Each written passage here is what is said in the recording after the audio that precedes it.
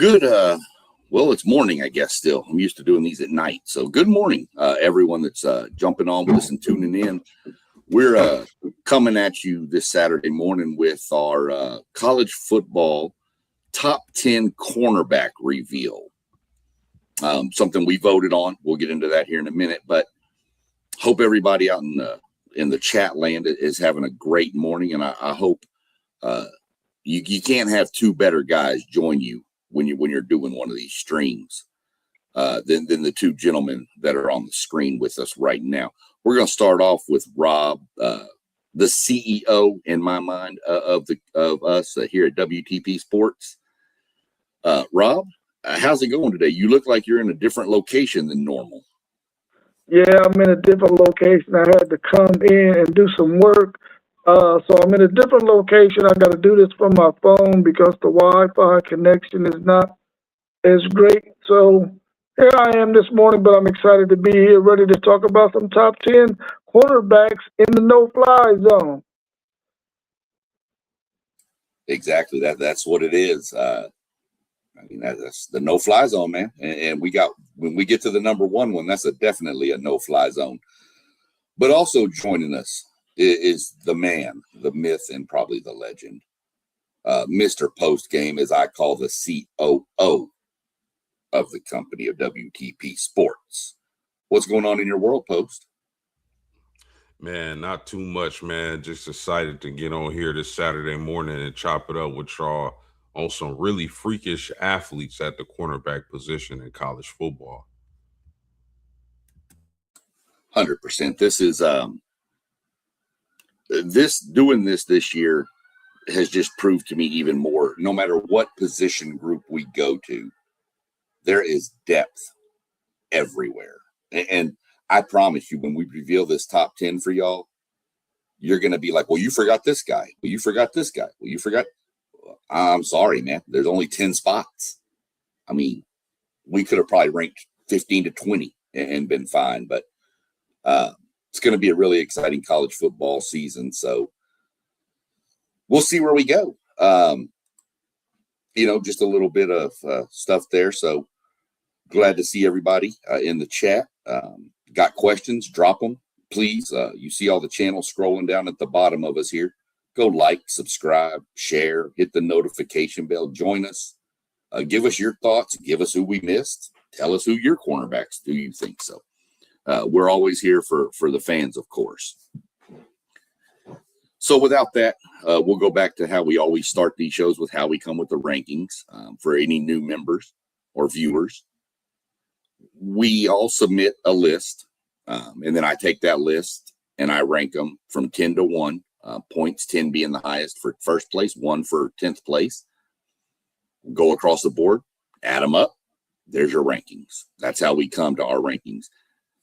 Excuse me. And I think we've been pretty good this year with what I've seen for how we've ranked them. So without further ado, let's jump into number 10. Then we're going to start with Rob on this one. Number 10 is Mr. DJ Pickett from LSU. And while you're talking, I'll bring up his stats and stuff for you. Yeah, DJ Pickett, first-year starter at LSU, true freshman, came in this season as one of the real bright spots for LSU, and that defense that was not as good as we thought they would be, but we know LSU is one of those schools that's known as DU. The true freshman had 35 tackles, 28 solos, 3 passes defended, 2 sacks, 3 interceptions. Guy that's 6'4", 189. That's going to be one of the things we're going to talk about a lot when we talk about these guys and their freakish abilities. Is these guys are tall and rangy and lanky, and they can really cover some ground. You're talking about a 6'4" guy who's 189. He'll probably put on a little bit more weight this season. I really like this guy. I think he's going to be a solid player this year for LSU. One of the teams that we think will be a lot better in the SEC. Let's go, DJ Pickett. And I'm going to go ahead and let everybody know real quick. You'll see the numbers to the side. That's the number he ranked. He was tied And so I put him at 10 here, but there was a tie for 10th. So 9 and 10 had the same exact votes. That's why you'll see 9, even though he's 10 on our list.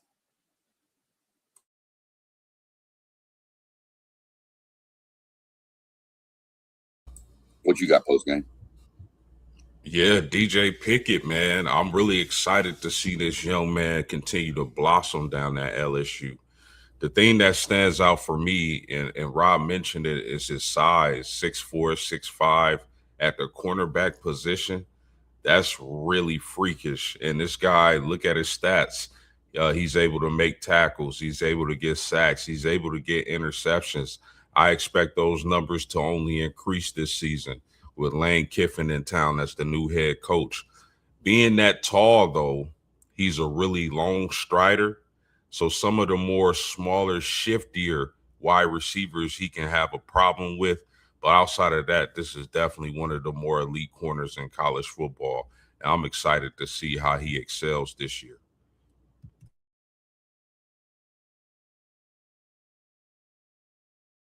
Y'all covered it both with this guy.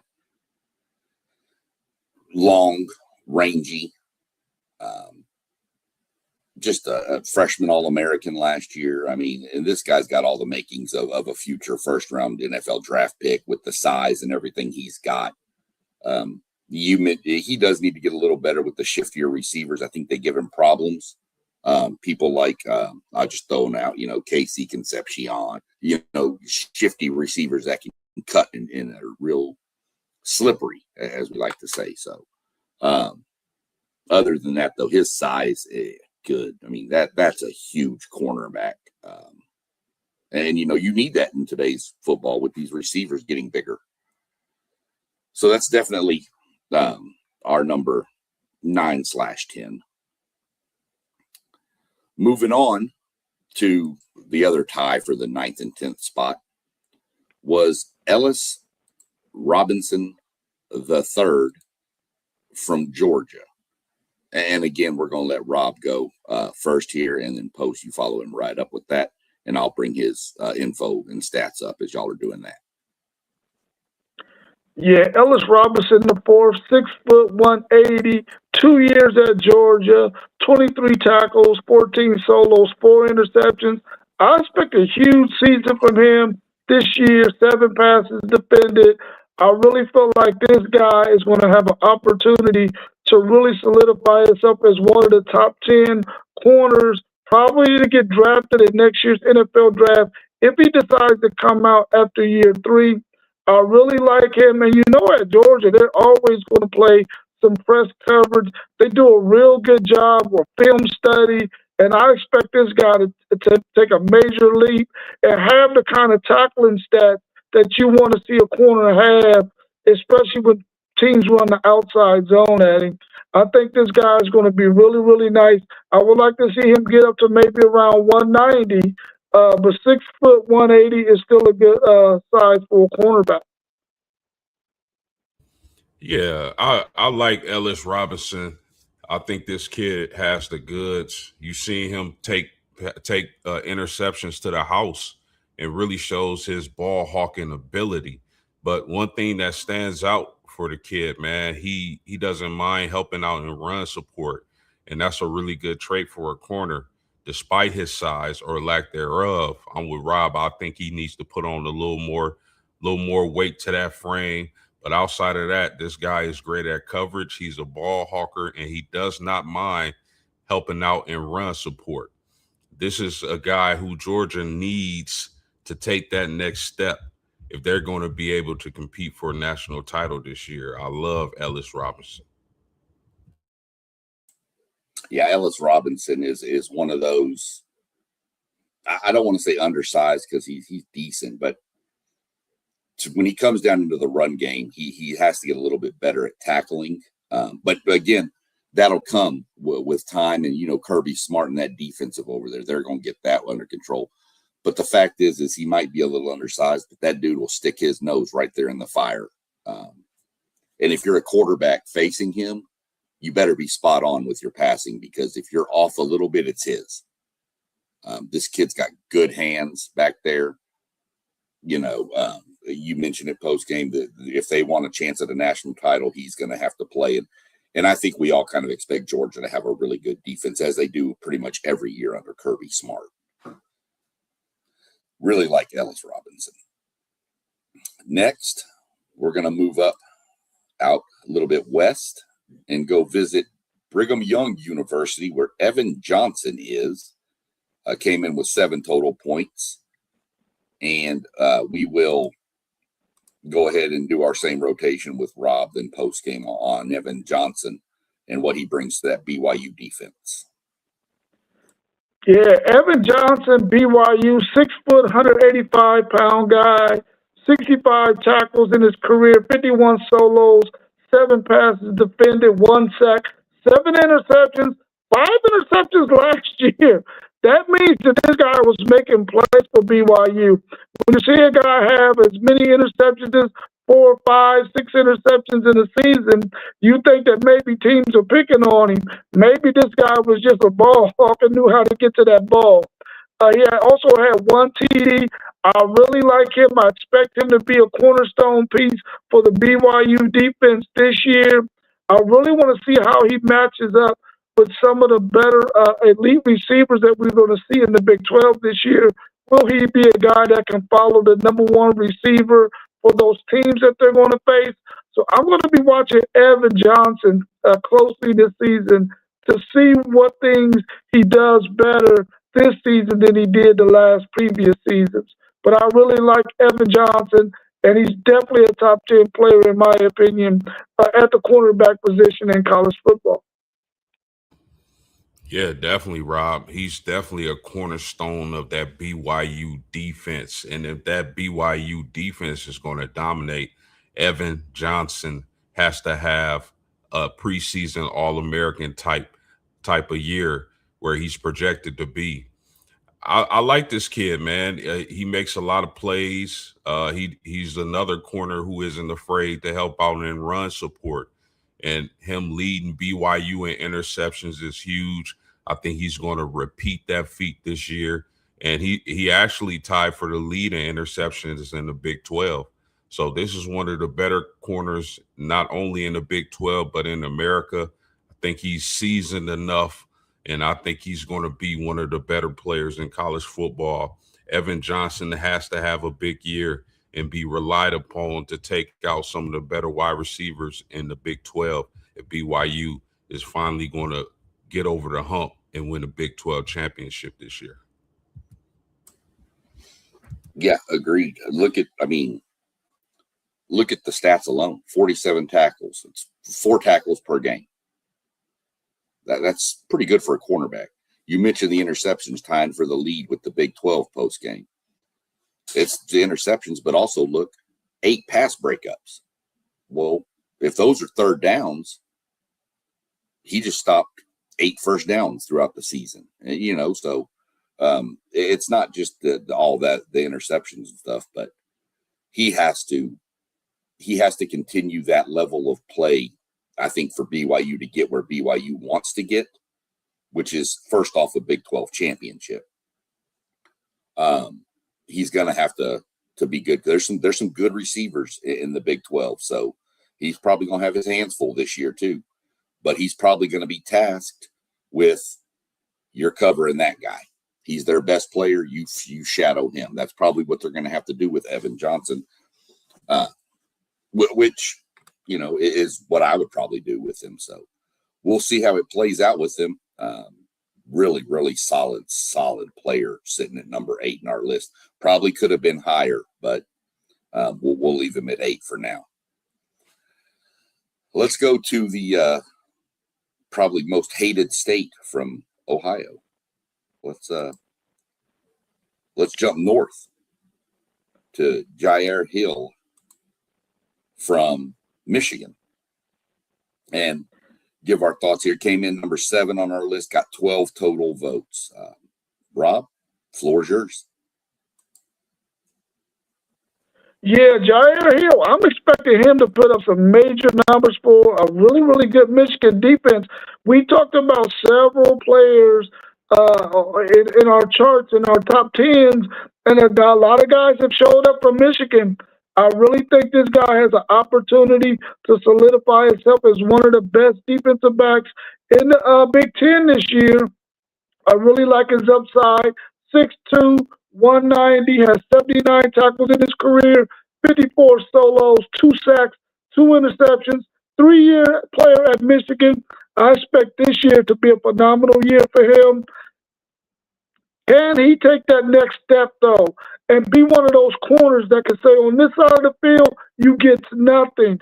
So I'm expecting to see if he takes on that task this year with Kyle Whittingham being their new head coach. They're really going to be an ultra physical team, and I want to see how he pans out in this new system. Yeah, this is a freakish athlete as well. I really like Jair Hill, what he projects to be, his length, his athleticism for the Michigan Wolverines. Very good speed. I believe he's projecting in the 4.3s when you talk about 40 times, and that's elite speed for a corner. Tends to miss tackles and run support. So I would like to see him clean up in that area. But if he doesn't, he's still an elite corner. He's still a guy, a lot of man, a lot of zone, whatever the case may be, who can give your elite receivers some trouble. Straight line speed is impeccable. That's one of the key traits he has. But like I said, needs to work on some tackling, tends to miss some. But outside of that, Jair Hill is a freakish athlete and a guy that I expect to take another step and really solidify his draft stock. Yeah, Michigan's had some good DBs over the years, and I think he might be the next in line for that. He comes down. He doesn't mind getting down, but you're right. Post game, he has to improve the tackling. He has to make more sure tackles, or at least hold on to the player a little bit and let some of the cavalry come help him out. But this is one guy that if you get behind him, you better hope the ball's thrown right, because he's going to be catching you really fast with his speed, just tracking you down from behind. So, freakish athlete, you spot on with both of that. His length is 6'2", long, rangy. So we need him to increase. Instead of just being a strict cover corner, I would like to see him get a lot better in the run game, and the tackling ability would go a long way to help his, to be honest, draft stack. Yeah, he's going to be in the NFL. It's just a matter of how high can he get. Next, we'll go to the state right next to Ohio. A little bit to the west of it there. And we'll go with Jamari Sharp from Indiana. And we'll turn it with Rob again. Your thoughts on Jamari Sharp and what kind of piece he is with this whole Indiana defense. Man, I say it all the time about these Indiana guys up under Kirk Cignati, that they're so disciplined, they're going to be where they're supposed to be. And I know the people out there in the chat probably get tired of hearing me say it, but man, that's the making of a really, really good football player, man.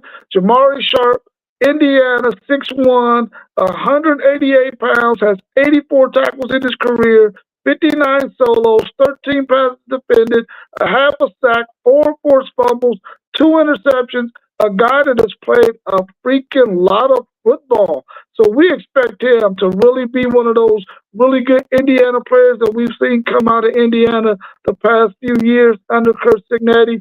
We've seen what Pons did last year. I expect this guy to fill that role of D'Angelo Pons and be the guy that does it all for Indiana at that cornerback position. Really solid player. Excited to see what he does this year in the Big Ten, to see if they can get Indiana back to the college football playoffs. Yeah, man, I'm really impressed with Jamari Sharp. This is a guy who sealed the deal in the national championship game, picks off Carson Beck and seals the deal for the national championship trophy for the Indiana Hoosiers. I never thought I would be saying that in my lifetime, but Jamari Sharp, unlike a few of the other guys we talked about, this is a guy who doesn't mind helping out, coming down, helping out in that run game and being a short tackler, he only missed four tackles the whole season last year. And that might even increase to a better number. This is a guy who likes to bait quarterbacks in the throws, really reads well, and then breaks on the pass with chances to either break up the ball or ultimately get the interception. We would like to see those interceptions go up, but Jamari Sharp, man, is a baller, and I'm excited to see his progress. And I think with Pons gone, he's really going to be leaned on to be that guy in the DB room. So I'm excited to see his progress, not only as a player, but as a leader. And we'll see where that takes his game next year. Yeah, that's where my angle was the leadership. Your returning cornerback sealed the game. You're going to be the one that all these people that have either transferred in or were younger last year that may not have gotten this playing time, that you're the one that's going to have to put that arm around them and, hey, or if a bad play happens to one of them, go over there and pick them up. Hey, that's going to happen. Wipe it off, get rid of it. This guy is fast. And you look at some of the stats there. Yeah, he had one interception. Okay. 6 tackles for loss tells me that he's coming. He's blitzing. He's coming after people. He's hitting, he doesn't mind getting down and dirty with it. But if you look at the bottom stat, he knows how to get the ball away from the players. 4 forced fumbles from a cornerback position. You would see that a lot in maybe your linebackers from ripping in and stripping it out, or D linemen. But for a cornerback to know how to get the ball away from the receiver or running back to get it on the ground, that's a pretty good trait to have back there. I saw a stat on him that kind of made me scratch my head a little bit. He had more than 500 snaps of during coverage. Like there was 500 offensive snaps that had him in coverage. He allowed 34 receptions. That's pretty impressive. So we'll see how it goes. I expect him to take the next step and be the leader of that defensive backfield at Indiana. And we're going to see how it goes. But I think having him back is huge for Cignetti, knowing that he's got somebody he can trust to anchor that room. Next, let's go way west. Let's go talk about Jontez Williams from USC. Floor is yours, Rob. Yeah, Jontez Williams, USC, one of the smaller guys that we picked in our top 10, 3 years at Iowa State. The thing I like about him is he understands that he needed to go to a system that runs the same type of system that they run at Iowa State, that 3 high safety. And with the hire of Gary Patterson, who runs that same style of system, he's going to fit right in there at USC. I really like this guy. 5'10", 200 pounds, 3 years, like I said, at Iowa State, 67 total tackles over his career, 34 solos, 10 passes defended, 5 interceptions. I really expect this guy to really help the USC program to change their defensive woes around. That has been our biggest complaint about USC over the last several years, especially since they've had Lincoln Riley as their head coach, is they haven't played good defense. Now in steps Gary Patterson, who was a defensive back coach and also a defensive coordinator. I expect their defensive backfield to be much better. They got some really, really major games, some serious wide receivers they're going to face. I want to see how well this young man does. I really like Jontez. Hopefully, he can maybe lose a little bit of weight and get down to about maybe 195, maybe lugging around that 200 pounds as a corner on a 5'10" frame might hinder him a little bit, but I really like this guy in coverage and when it comes to tackling at the cornerback position. Really like this guy and his upside, and I think that Gary Patterson is going to help him turn the corner. Yeah, one of the things to look out for when you talk about John Tez is maybe the uptick in competition at the wide receiver position, going from the Big 12 to the Big 10. We know the Big 10 got some really elite wide receivers. The Big 12 has some good wide receivers in their own right, but I think there's a slight level of competition increase. But another thing to look out for, he's coming off an ACL injury. So how does that affect his movement, his ability to switch those hips on twitchier, faster wide receivers? And outside of that, though, this is a playmaker. This is a guy who makes plays. He made a lot of plays at Iowa State, really good in coverage, really has a good coverage percentage, and I think he's a big get for USC this year. But again, that ACL injury, how healthy is he going to be coming into the year?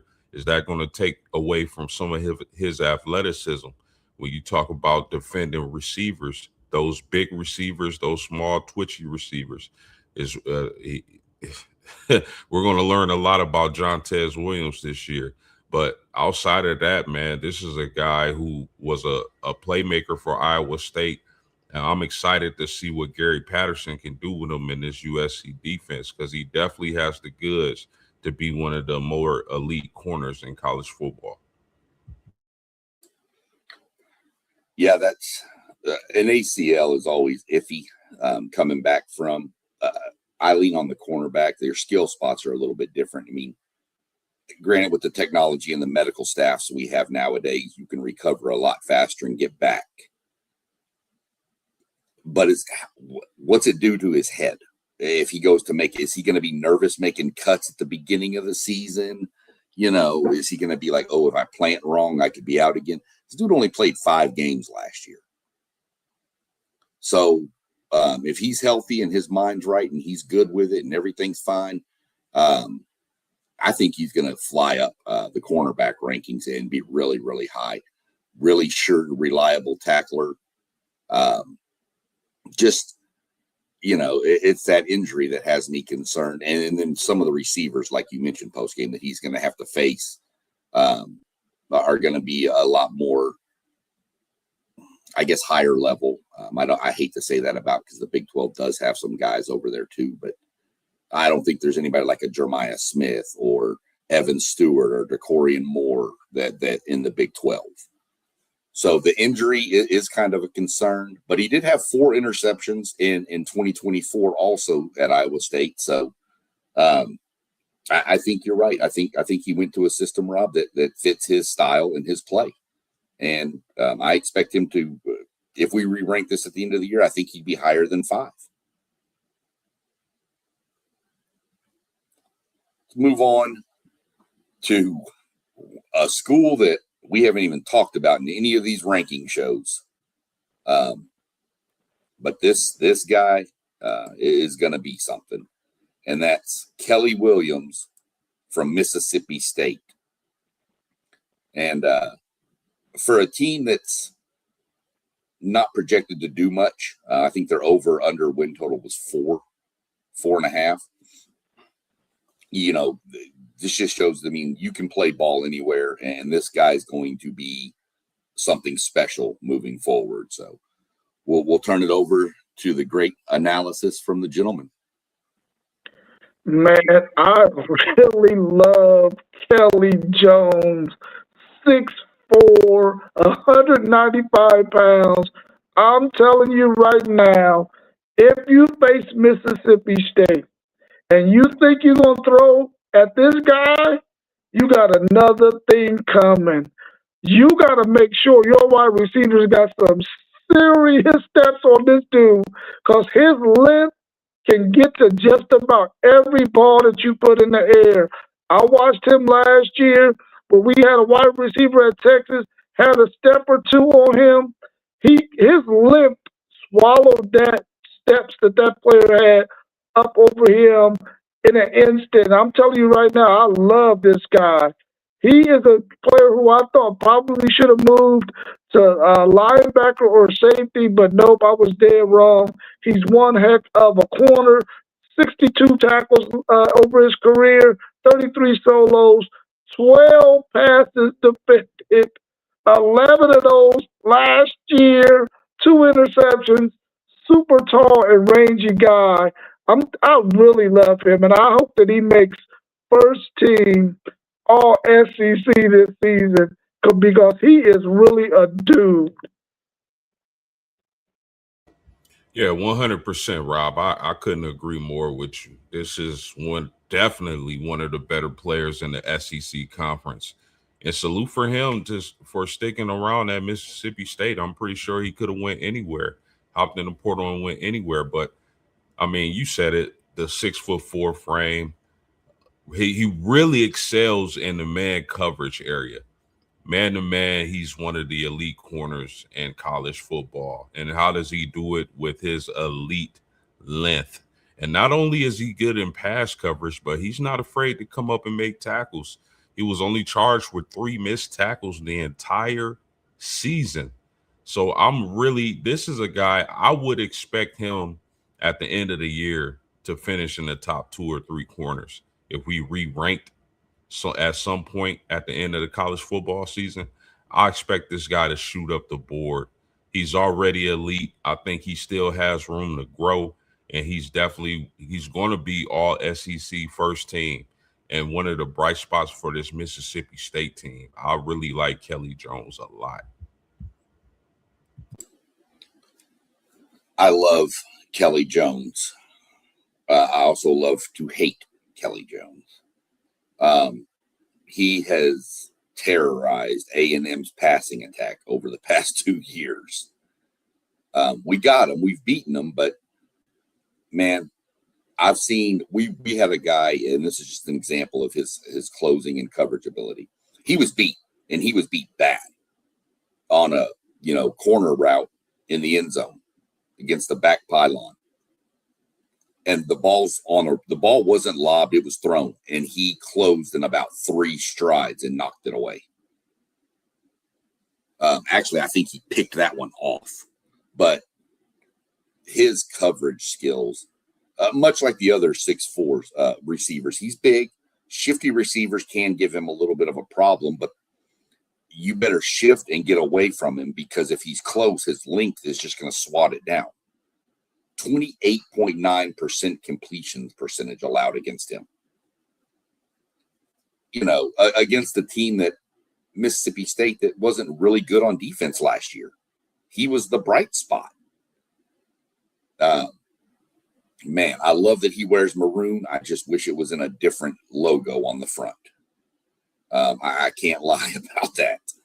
He is great. I honestly expect that he's probably going to be the best cornerback in the SEC. And I know we've got one coming up in the same conference, and we've mentioned a couple more from the conference. I would almost pick him over everybody. He is that good in my mind.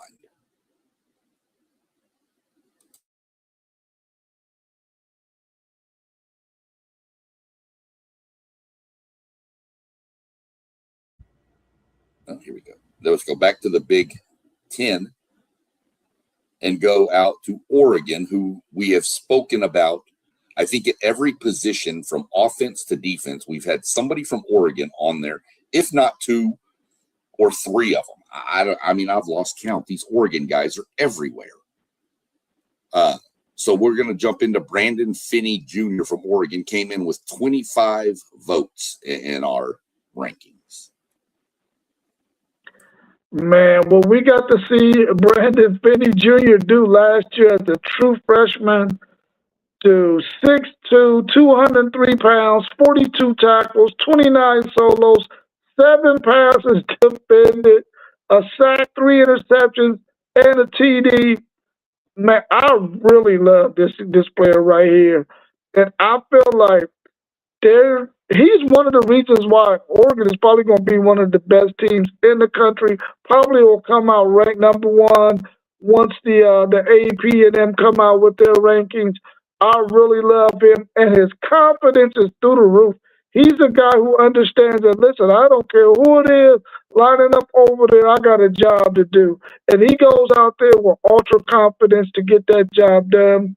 I really like him. He got a nice frame at 6'2", 203 pounds, tackles pretty well, I think he's going to be one of those corners in the Big Ten this year who's going to make a lot of noise.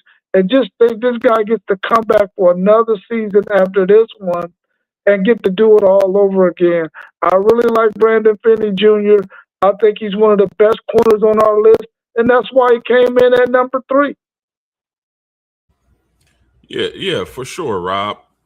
I mean, it's almost unfair to have an elite corner like that with his size, his physicality, his ability to mirror wide receivers. It's unfair to have a defensive line like Oregon has and have a corner like this because they feed off of each other in run support and especially in pass or during the pass defending opposing teams passes. You got 4 guys on the defensive line who can get after the quarterback and cause havoc. And then you got a guy like Brandon Finney on the back end covering your best weapon on offense, giving him hell. So, I mean, this guy is still really young, but that doesn't mean a thing because he's a physical corner, has a high IQ. Like I said, mirrors receivers really well. 6'2", over 200 pounds. This guy is a freakazoid. And Brandon Finney is going to be a big part of Oregon's success this year. Complimentary football, post-game complimentary football.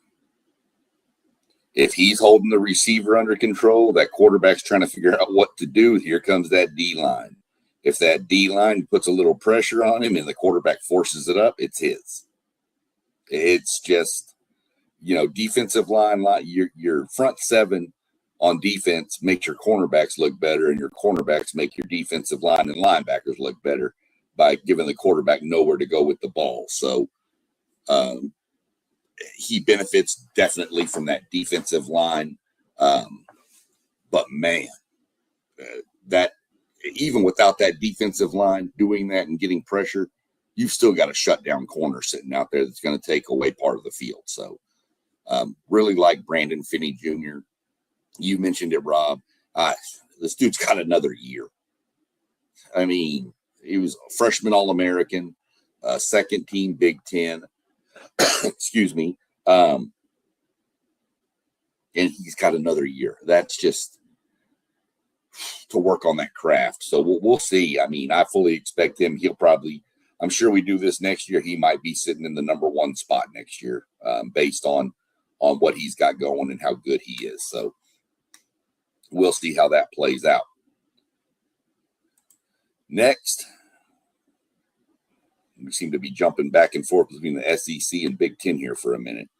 Let's jump down to a team that everybody always thinks is, you always think they're going to be great, and has had a few down years here, but I'm going to tell you, Alabama, I think it's pronounced Dewan Lee, to be honest with you.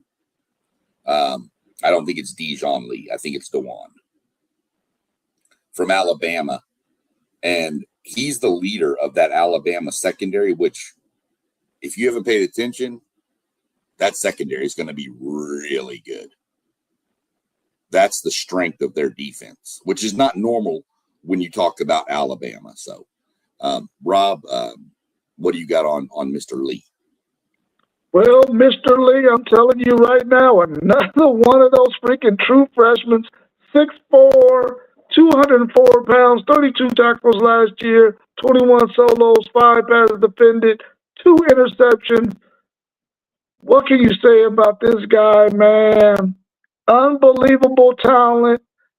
One of the real bright spots for Alabama last year in that secondary. I thought maybe, somebody would try to lure him out of Alabama to go to another school that might have a better chance of making it to the college football playoffs. Not that I don't think Alabama can. I just think they're going through some things right now. But this guy's a real bright spot, man. I really like him. I mean, 6'4", another 6'4" guy that we're talking about at the cornerback position and not playing freaking linebacker or safety. This is unbelievable, man. That we got 3 guys on our list that's 6'4" and can cover like a guy that's much smaller. I really like him. I think he's going to be a really, really strong position holder for Alabama this year and one of their real bright spots again. Hopefully, he has a fantastic sophomore season. And if he doesn't and Alabama doesn't do well, we might have a place for him at them Longhorns. 100%. I mean, Dejon Lee Jr. is a remarkable athlete. This is a track guy in high school. You mentioned his height, Rob, at 6'4". That destroys the 50-50 ball. There may be one or two wide receivers in the whole nation who you would consider a 50-50 ball play when going up against Dejon Lee. This guy, I mean, track guy in high school, unbelievable athleticism. And you mentioned corner or DB rooms. I think Notre Dame has the best DB room, but I think Alabama, Georgia, and Oregon are definitely on their heels. And I expect big things from those DB rooms. But Dejon Lee is going to be a monster, leader of that DB room down at Alabama. Well worth the number 2 ranking. I expect big things from this young man. And again, the size of these corners that we're talking about is unbelievable. 6'4" guys, 6'2" guys, over 200 pounds, but his arm length is unbelievable. Good luck trying to get a ball with Dejon Lee in coverage. Yeah, you're taking your quarterback as a quarterback. You're taking your stats into your hands if you're throwing the ball towards him in tight coverage. It's probably going to be his. You hear about the receivers and how he's good at the 50-50 balls. Not against him, you're not. Not against him. Those are more like 25-75 for him.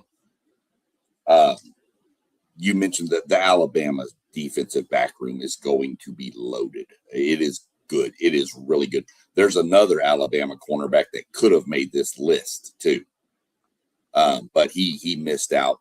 Which I'm good with that. I'm good with having one from different teams. I get more people involved, but I'm hoping. My hope is that he plays phenomenally and has an outstanding year to make our rankings look better. But I hope he gets beat like crazy in one game, and that's just my opinion. Somewhere when those A&M travels to Alabama, I'm hoping he has a down game that day. Don't expect it. Think he's probably going to try to match up with Isaiah Horton. I don't think he's a good match for a Mario Craver style receiver. I think Mario's shiftiness would give him a lot of problems. But I think more of an Isaiah Horton, big-bodied 6'3" receiver versus 6'4" corner, 50-50 contest. I think that's going to be a matchup to watch when those two teams play. So really, really phenomenal athlete. Speed, size, length. I can't remember a year in college football when there's been this many large cornerbacks. Can y'all remember anything like that in the past where you've got 6'4", 6'4", 6'4", 6'2", 6'2"? These guys are huge. Freakazoids.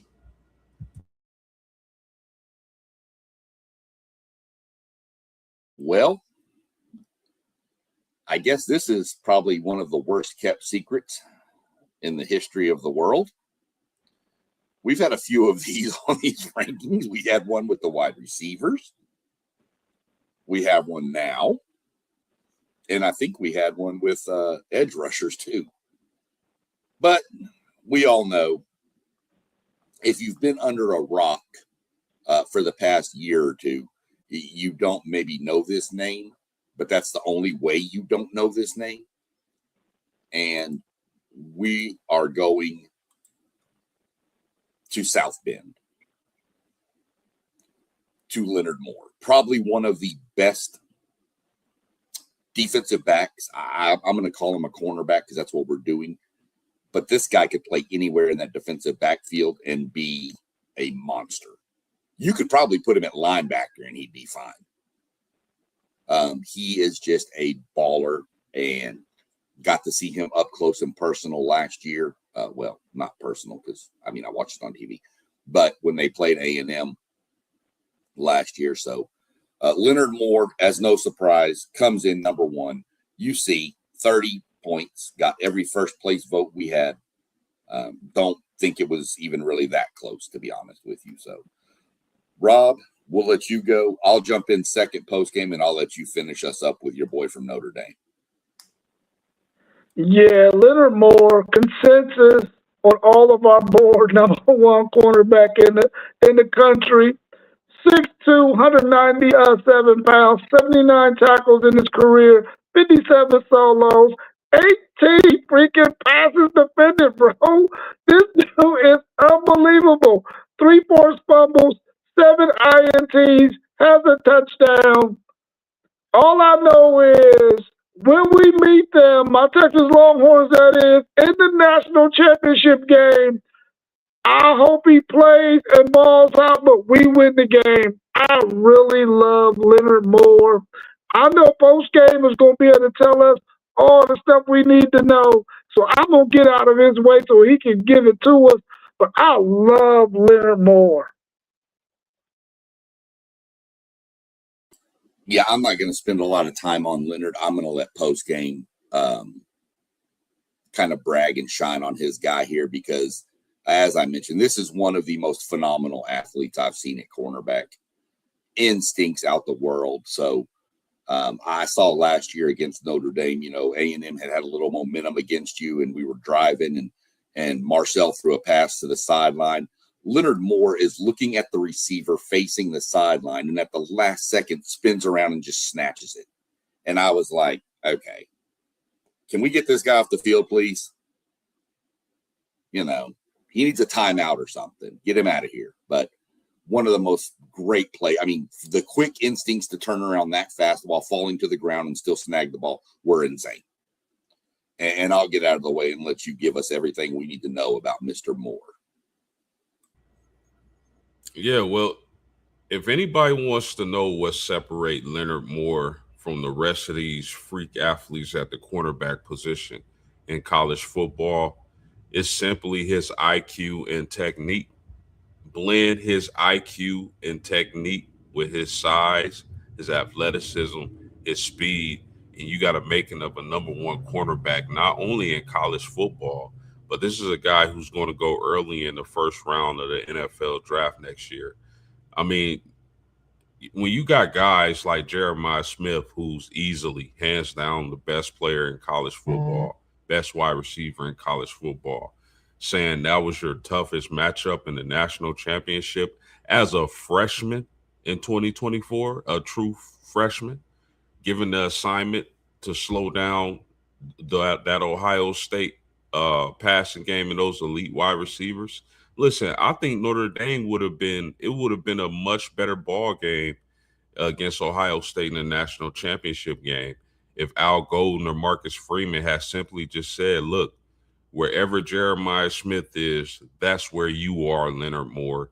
And I still to this day don't understand why they didn't do that. But I mean, freakish athlete combined with his IQ, his technique. He's just a technician, man.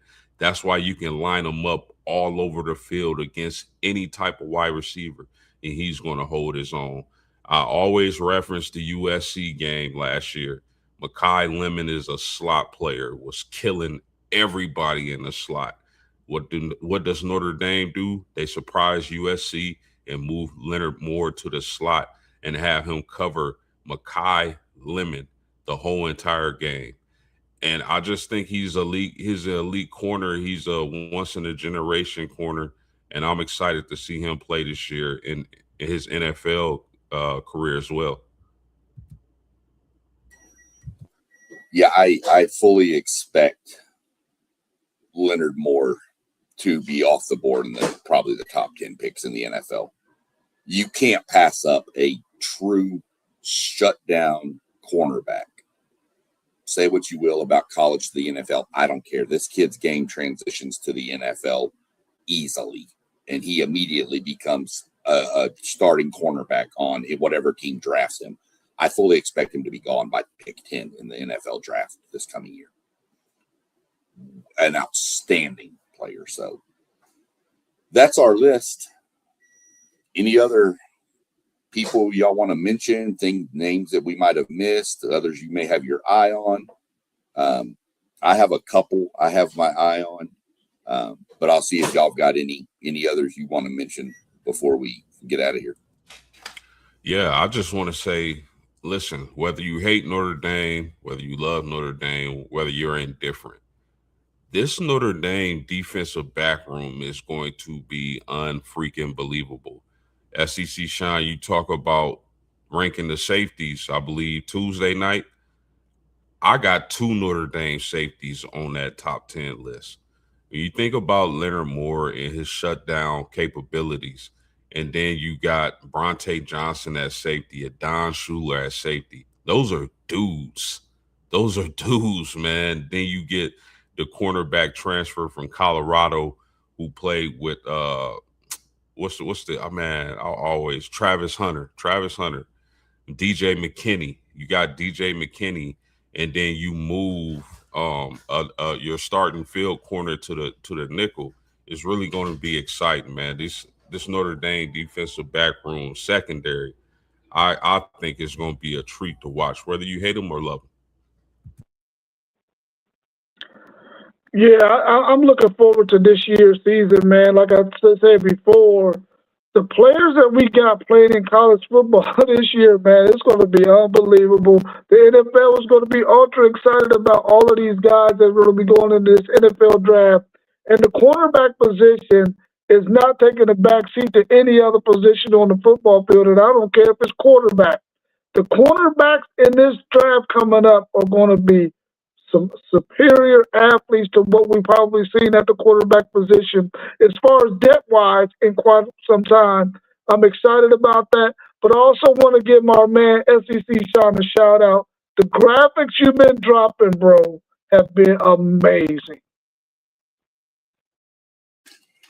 Well, I appreciate it. I just something I think to give our viewers a little bit something else to look at besides just us. I think it helps us out. I think it gives everybody, a good visual to look at while we're talking about these people. Gives them something to look at their stats from the previous season and stuff like that. Post game you're on. I've got 2 Notre Dame safeties in my top 10 as well. It doesn't matter to me. When you're doing these shows, you have to take your bias out of it when we're trying to rank it. You can't just vote all Notre Dame or all Texas or all, you got to think about it as a football fan and what would be the great ranking. I will say on the cornerback list, there's a couple that I wanted to spot. Watch Des Ricks from A&M. He came on at the end of last year with Will Lee as his partner in crime back there. And he's cornerback 1. A&M has 2 of them I'm watching. One is Ricky Gibson, transfer from Tennessee. I expect him to bounce back after his injury last year. But those are 2 I'm watching to see. And if you want a crazy freshman name to watch that you post game maybe want to watch, because I know how big you are into all football. If he gets the playing time, I expect him to watch Brandon Arrington out of A&M. True freshman out of California. Kid has been blowing up in spring ball and fall camp. He has been just the talk of all the DBs. So other than that, anything else you want to throw out? Anything else you got going on? Anything coming up from Notre Dame's side that you want to mention? Yeah, man. I'm supposed to go live later on this evening. Couple of Notre Dame fans, couple of the homies. We're going to get together and we're going to talk about this here 2026/27 college football season for the Fighting Irish of Notre Dame. If you like Notre Dame or if you're just a college football fan in general, make sure you tune in at 6 p.m. All right, 6 p.m. tonight. Should be good. You got the stuff I sent you, right? You got those? Yep. Wanted to make sure of that. Other than that, I really don't have much else to talk about this. We're sitting close to an hour. we'll go ahead and wrap it up. Appreciate everybody that was in the chat and in the stream watching. And like always, go like, subscribe. You see them all scrolling at the bottom. Level Up Sports 10 post game 86 podcast. I'm SEC Sean with my podcast. Rob was on the stream earlier with WTP for Life. We got our website, WTPSportsDudes.com. You can go email us stuff. Get involved with football season. Give us, what do you want? What do you want to know? We're here to bring the content to y'all. You let us know what you want, and we're going to dive into it for you. So post game, go relax them vocal cords, because I know you're going to be talking a lot tonight on that Notre Dame stream. So go relax them up, brother. Drink you some nice lemon and honey and tea and all that stuff. Get ready. And I'm going to try to tune in tonight to check in on you and make sure everything's going good and throw my nuggets in there. But other than that, hope everybody has a wonderful Saturday. And we will be back tomorrow at 9 a.m. with our SEC over and under prediction show hosted by Rob. So we will see everybody tomorrow. As we like to always do when we leave, we'll just give everybody a big peace.